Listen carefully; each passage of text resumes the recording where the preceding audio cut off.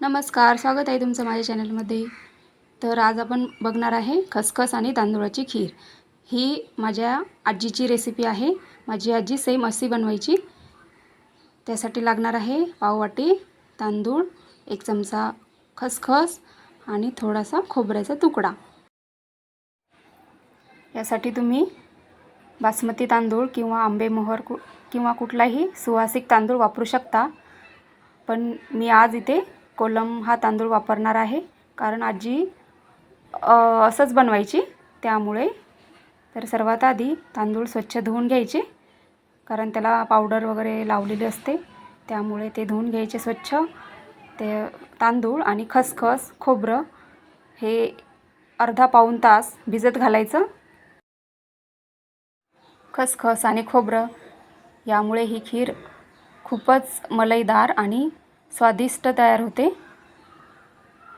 बघा आता पाऊण तासानंतर छान हे भिजलेलं आहे। आता याला मिक्सरमधून काढून घ्यायचं।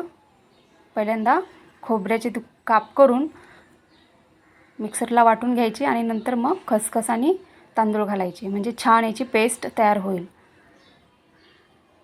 पेस्ट तयार करून घेते। बघा अशी झाली पाहिजे। आता याच्यामध्ये थोडंसं कोमट पाणी घालायचं, थोडं पातळ करायचं याला, म्हणजे जेव्हा आपण तुपामध्ये याला टाकू त्याचे गोळे तयार होणार नाही। आता मी पातेलं गरम करायला ठेवलं। ह्याच्यामध्ये 2 चमचे तूप घालून घ्यायचं। तुम्ही गाईचं सुद्धा वापरू शकता, पण जास्त वापरायचं नाही।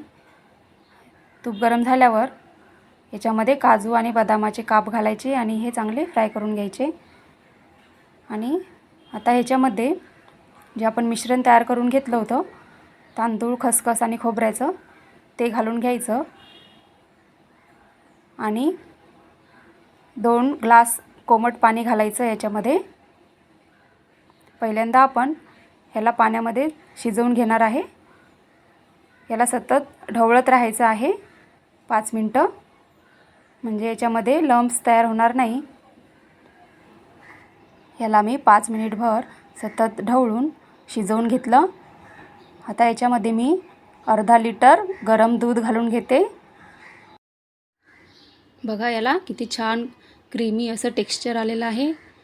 आता याच्यामध्ये गरम दूध घालते मी आणि आपल्या आवडीनुसार आपण साखर घालून घ्यायची। कोणाला जास्त गोड लागतं किंवा कमी गोड लागतं त्यानुसार साखर घालायची। ही रेसिपी तुम्हाला जर आवडत असेल तर कमेंटमध्ये मला नक्की सांगा।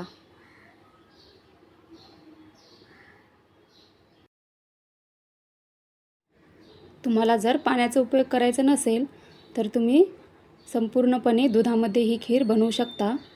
मी इथे पाणी आणि दूध अशी मिक्स खीर बनवली आहे, कारण आजी अशी बनवायची। आता याला आपण 10 मिनिटं शिजवून घेणार आहे। खूप मस्त अशी ही खीर तयार होते। 10 मिनिटानंतर खीर छान शिजली। आता याच्यामध्ये वेलची पूड घालायची आणि याला मिक्स करायचं। मिक्स करून झाल्यावर झाकण ठेवून 2 मिनिटभर वाट बघायची। जशी जशी ही खीर थंड होत जाईल तशी तशी ती घट्ट होत जाते आणि छान याला घट्टसरपणा येतो आणि खायला सुद्धा खूप छान लागते। तयार झाली अशी आपली ही खसखस आणि तांदूळाची खीर। जर ही रेसिपी तुम्हाला आवडली असेल तर लाईक करा, शेअर करा आणि हो, माझ्या चॅनलला सबस्क्राईबसुद्धा करा। व्हिडिओ बघितल्याबद्दल धन्यवाद।